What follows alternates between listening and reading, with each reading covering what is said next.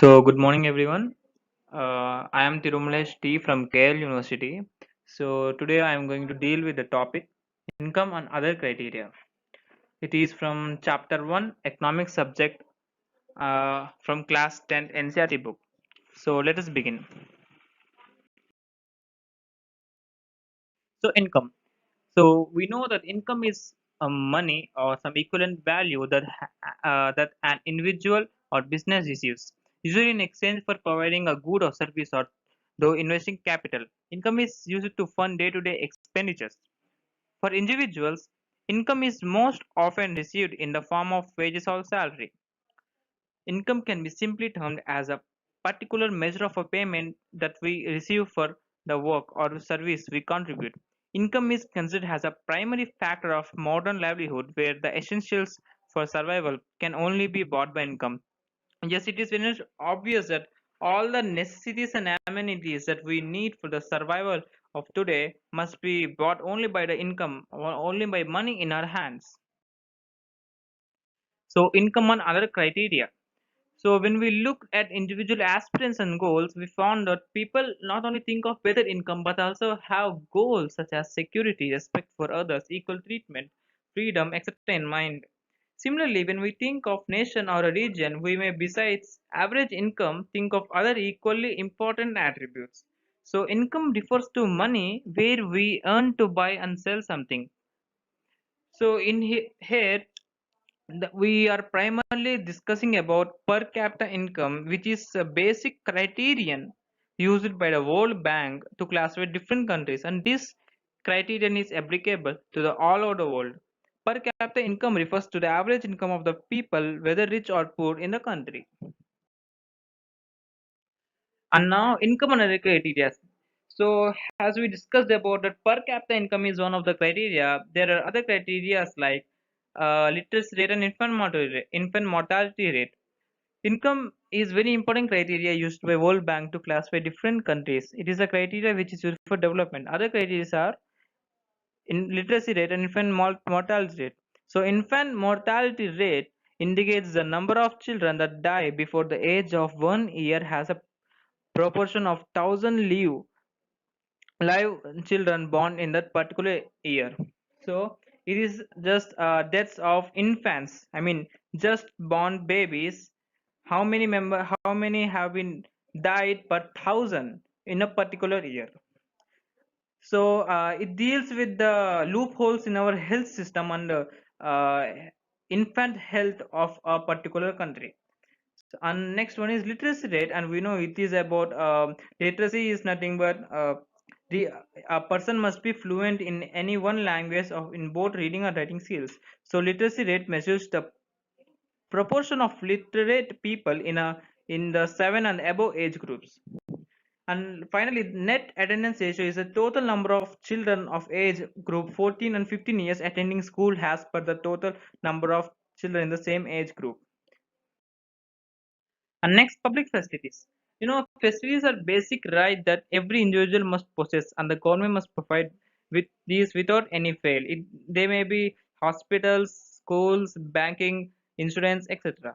So, money in your pocket cannot buy all the goods and services that you may need to live well. So, income by itself is not a completely adequate indicator of material goods and services that citizens are able to use. You're actually able to study because many other children also want to study, and because many people believe that the government should open schools and provide other facilities so that all the children have a chance to study. Even now, in many areas, children, particularly girls, are not able to go to high schools because the government or society has not provided adequate facilities. So, it is a basic right that we need to fight. Human Development Report. So, it is one of the criterion of income, and it is a measure that how intelligent people, I mean, you know, evolution of humans in a particular area means how development there, and it is mainly based upon their individuals contribution towards the economy. So once it is realized that even though the level of income is important, yet it is an inadequate measure of the level of development. because we know that income is not only the factor that comes under development. We begin to think of other criterion. There could be a long list of such criterion, but then it would not be useful. What we need is a smaller number of most important things. Health and education indicators, such as one we use in comparison of Kerala and Haryana, are among them. Over the past decade or so, health and education indicators have come up to be widely used along with income as a measure of development. For instance, Human Development Report published by UNDP, means United Nations Development Programme, compares countries based on education levels of the people, means literacy rate of the people and their health status and per capita income. All that, considering all these three, they release the Human Development Report. It will be interesting to look at certain relevant data regarding India and its neighbors from Human Development Report. Sadly, we rank around 140s and 139, 135s, and some smaller countries like Sri Lanka are having better Human Development Index. So practical relevance. So here it's just an example. For example, normally your money cannot buy you a pollution-free environment or ensure that you get unadulterated medicines, unless you can afford to shift to a community that already has all these things. Money may not be able to protect you from infectious diseases unless the whole of your community takes preventive steps. The problem does not end with infant mortality rate. Last column of table 1.4 shows that around half of the children aged 14 to 15 in Bihar are not attending schools beyond 8. This means that if you went to school in Bihar, nearly half of your elementary class would be missing. Those who could have been in school are not there. If this had happened to you, you would not be able to read and what you're reading now or listening. Okay, actually, for many of the important things in life, the best way, also the cheapest way, is providing these goods and services collectively. And it's just a question that, have you ever thought, just think that, will it be cheaper to have a collective security for whole locality, or for each house to have its own security man? What if no one other than you in your village or locality is interested in studying? What would you be able to study?